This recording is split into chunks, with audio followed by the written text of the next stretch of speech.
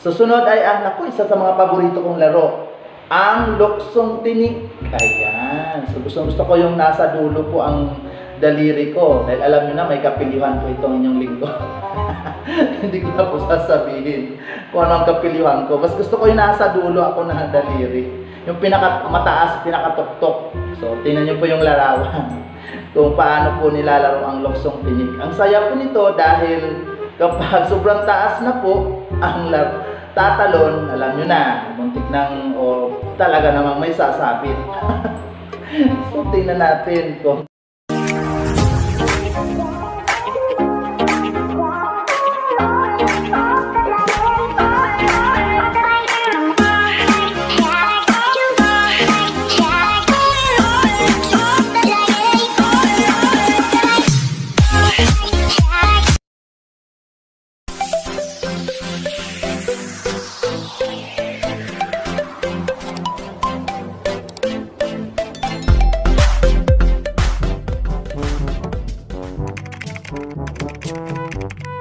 naranasan. Siguro naman isa kayo sa mga naglalaro nito nung araw, nung panahon 80 o panahon ng dekada 90. Ayan, luksong tinik.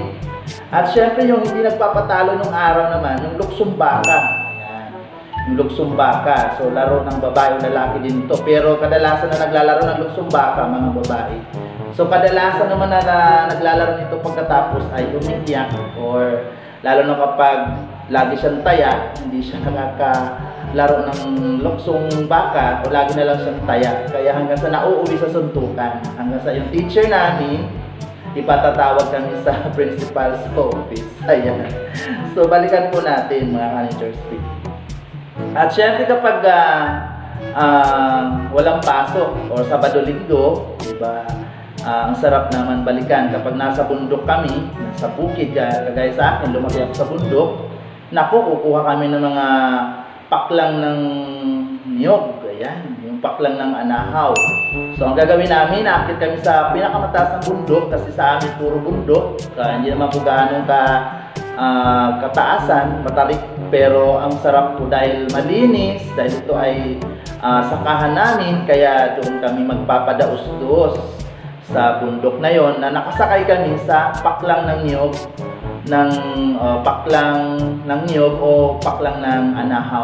So yun. Pero nako, isipin nyo mga ka-Nature Speak, pag ginagawa namin laro ito, nako, ang aming mga puwit, butas lagi ang aming mga short.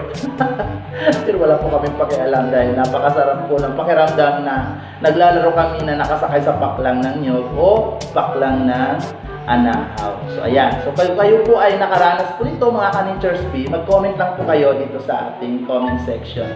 Ayan. So kayo ba ay nakaranas na maglaro na nakasakay sa paklang ng niyog at sa anahaw o padaos-dos kayo mula sa tuktok ng bundok hanggang baba? Ano kayang itsura nyo? Imagine nyo. Gas-gas kwit nyo.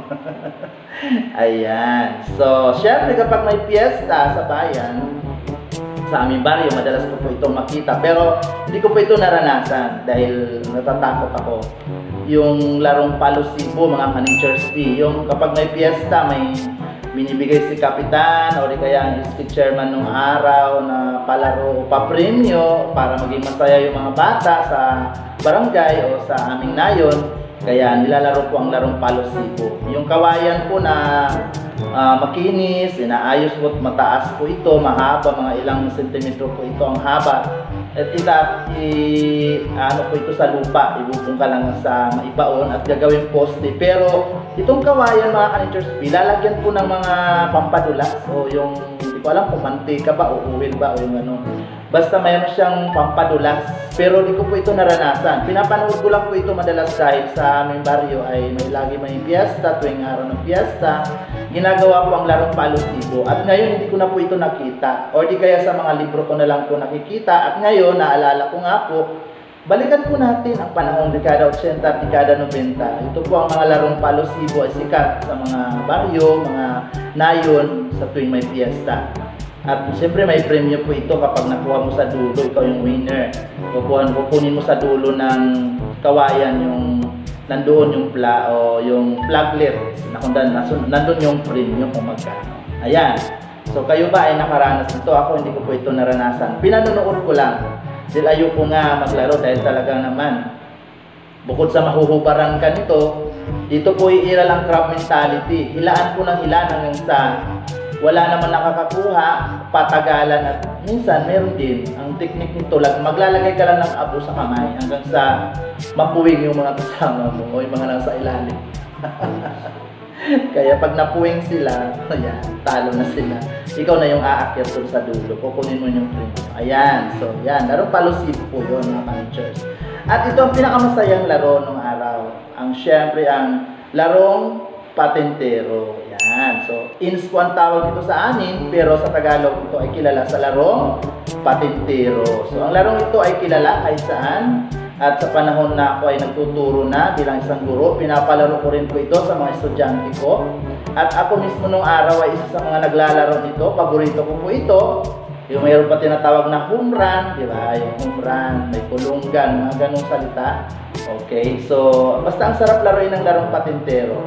So magaling po ako dito sa larong ito. Yan. At ang panglabing-anim, ayun ako, hindi makakalimutan, yung piko. Ayan, usudsud, di ba? Yung larong piko, usudsud, na ginagamitan ng mga batong maliliit or tansan o kung ano yung ginagamit ng mga naglalaro.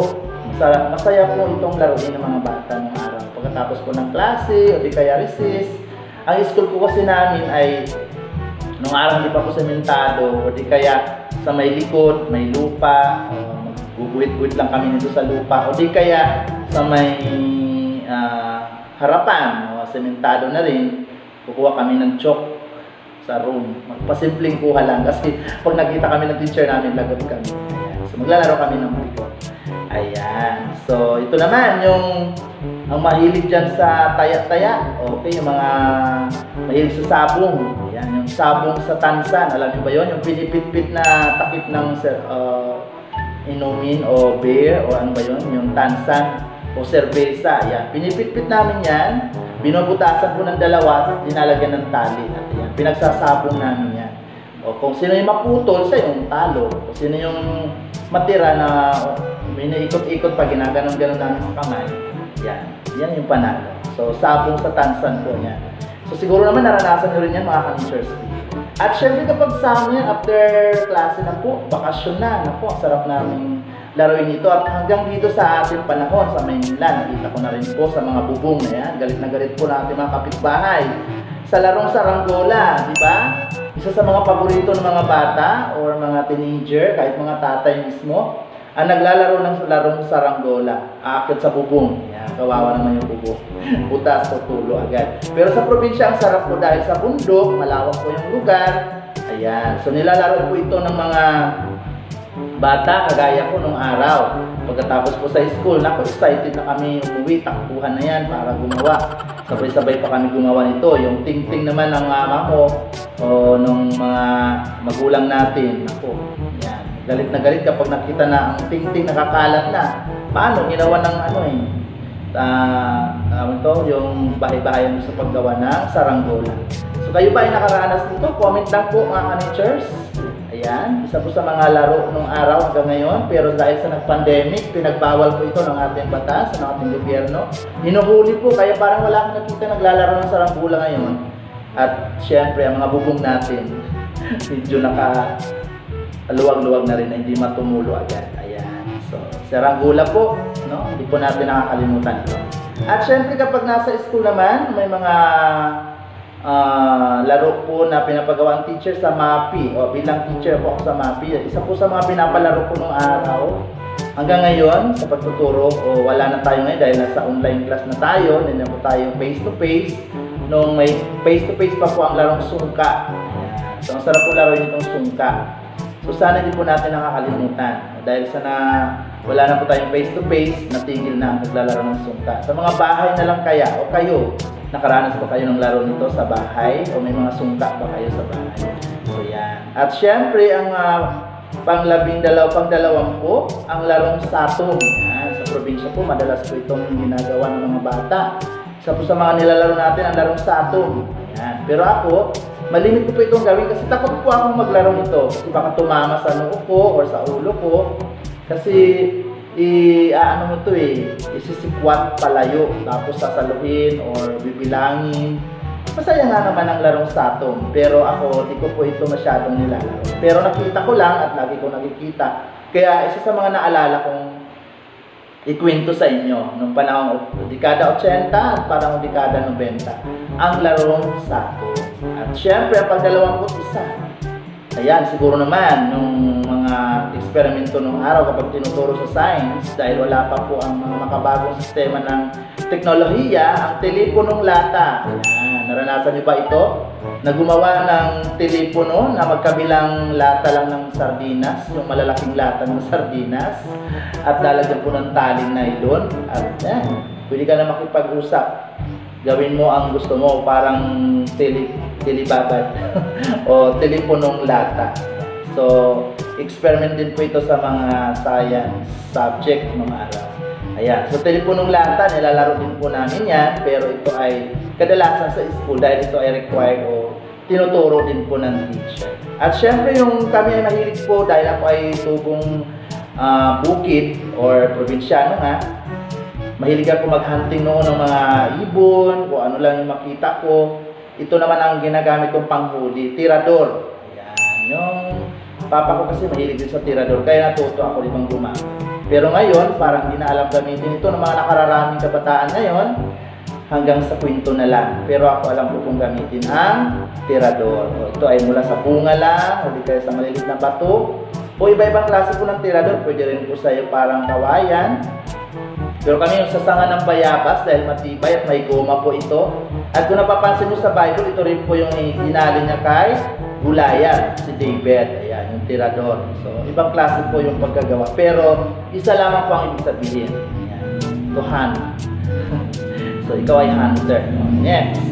At ang pang-33, ang huling laro na aking naalala ay ang tumbang preso o tumbalata kung tawagin sa amin, sa Waray o sa Bisaya o sa Samar. Ito po yung larong tumbang preso o tumbalata kumbaga. So madalas po namin itong laruin kapag recess din or walang pasok or uwian or pagkatapos po ng klase namin. Ayan. Ang saya-saya po namin laruin itong tumbang preso. So dapat huwag natin pong itong kakalimutan. Maikwento man lang natin dito sa ating vlog, sa ating channel. Panoorin nyo po at sana ma-share natin at mabalik-balikan, maging alaala man lang ng lumipas sa panahong dekada 80 at panahong dekada 90. Sana po ay inyong kapulutan ng aral o kwento ng alaala na kung saan maikwento rin natin sa ating mga anak, sa ating bagong henerasyon, na kung saan ngayon ay nabago na ang ating sistema. Bukod sa online classes at hindi na po tayo face-to-face, at bukod sa gadgets na po ang hawak ng mga bata at mga anak natin na sa makabagong henerasyon, sana maikwento man lang at maalala natin na ito ang tunay na diwa ng bilang mga Pilipino. Maalala natin ang 33 laro sa dekada 80 at dekada 90. Ang larong Pinoy na kung tawagin ay laro ng lahi, na sana ay hindi po natin ito na lang bastang kalimutan or balikan ang alaala ng lumipas sa ating mga nakaraan. At inyong lingkod, isa sa mga nakaranas nito, kaya bilang ako ay nakaranas nito, gusto ko maikwento man lang sa inyo, ma-share, kaya huwag po kayong mailang na ma-share din po. At syempre ito sa ating channel, welcome po kayo manood, paki-share, paki-subscribe po sa servantschannel.tv ang inyong lingkod. Maraming salamat po. Shout out po sa mga nagsusupport sa akin dyan, sa mga nagsusubscribe sa ating channel. Salamat po sa inyong pag-share, pagla-like. Sana ay napulutan nyo ng aral ang kwento ng lumipas sa panahon ng 80 o dekada 90, ang mga larong Pinoy na ating pong naalalang balikan kahit malang sa kwento at may pakita ang mga larawan nito sa ating buhay, sa ating gunita bilang mga Pilipino. Huwag natin basta na lang kalimutan. Bagkos, balik-balikan at maibahagi ang tunay na diwa at kasaysayan nito sa ating makabagong panahon. At ito po ang inyong lingkod, si Servants, sagsasabing maraming salamat po. At dito sa ating channel, sana natuwa ko kayo nag-enjoy sa panonood sa ating vlog na ito. Maraming salamat po. God bless us all. See you next vlog or see you next video. Thank you po. Maraming salamat po.